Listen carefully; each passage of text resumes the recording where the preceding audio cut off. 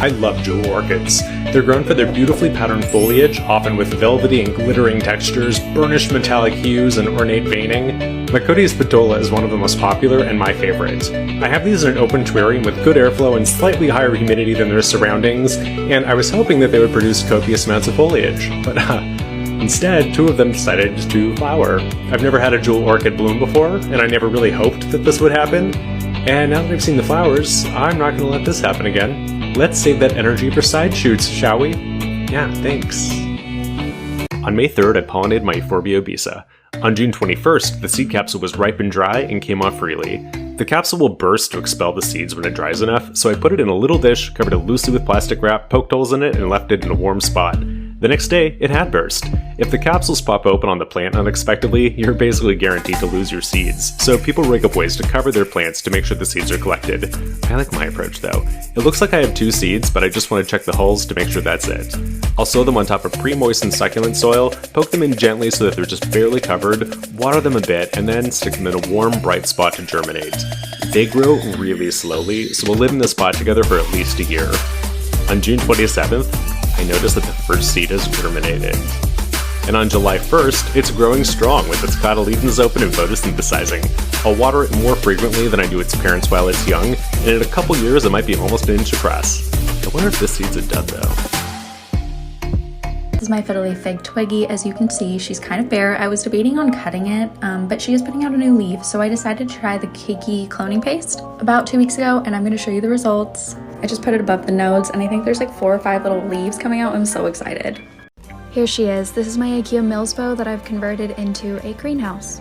On the bottom shelf, I have a lot of rehab plants and tissue cultures that I've acclimated over time. My beautiful clarinervium and some alocasias. Look at this new leaf.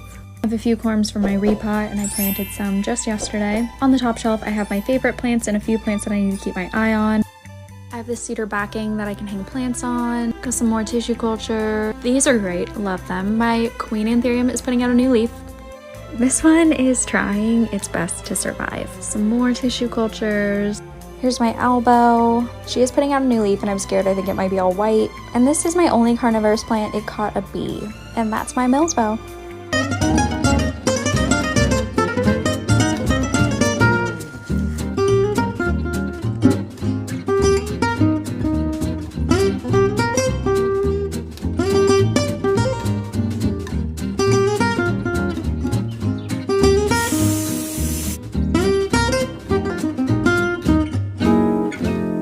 This is a variegated string of hearts. I actually grew this from a cutting, and then I kept cutting it until I could get a fuller plant. And now it's just growing on the floor. And it flowers constantly and makes a mess. It is in desperate need for a trim, but I'm just not ready to deal with cuttings right now. This basket also doesn't have any drainage holes. I just wait until the leaves are really soft and flexible, then I water with an entire 20-ounce bottle. The leaves will usually harden up by the next day, and I just wait till they get soft again and do it all over. 2 of my anthuriums are producing berries with seeds. Every day I have the overwhelming urge to squish them all. The texture is so cool and freaky and reptilian.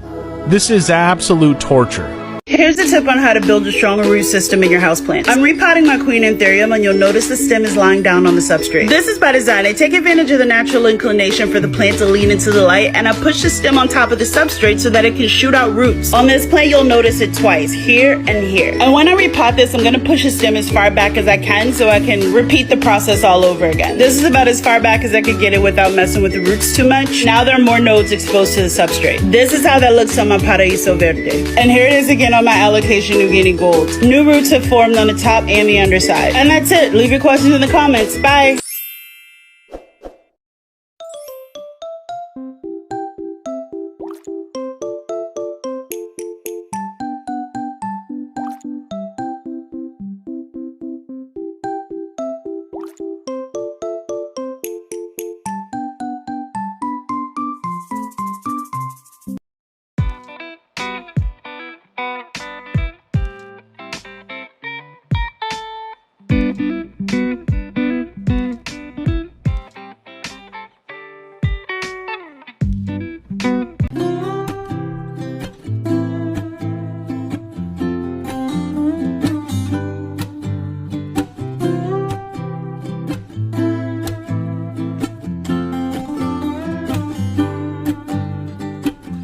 Let me show you. A lot of my plants start off like this.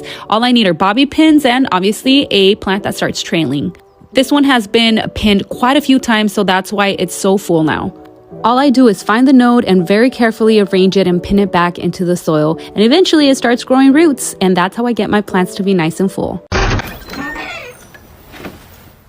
Shit. If I stay calm, this will be easy. Oh God, don't start. Why? Okay, it'll work this time. I'm not shaking. Please, I deserve this. Yes!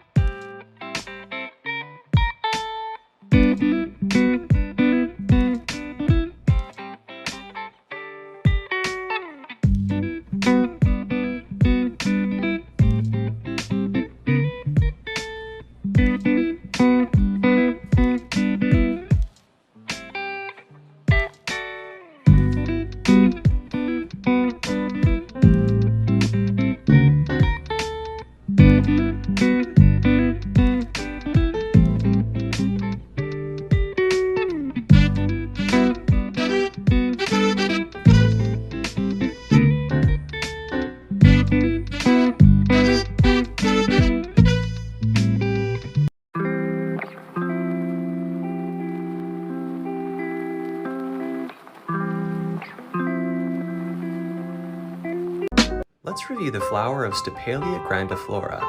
It's dramatically hairy, wrinkly, and surprisingly putrid. No, Garfield, the cable's out. What's wrong with this thing? Did you hear what I said? The cable's out. Maybe it needs new batteries. Garfield, listen to me carefully. The cable is out. The cable's out?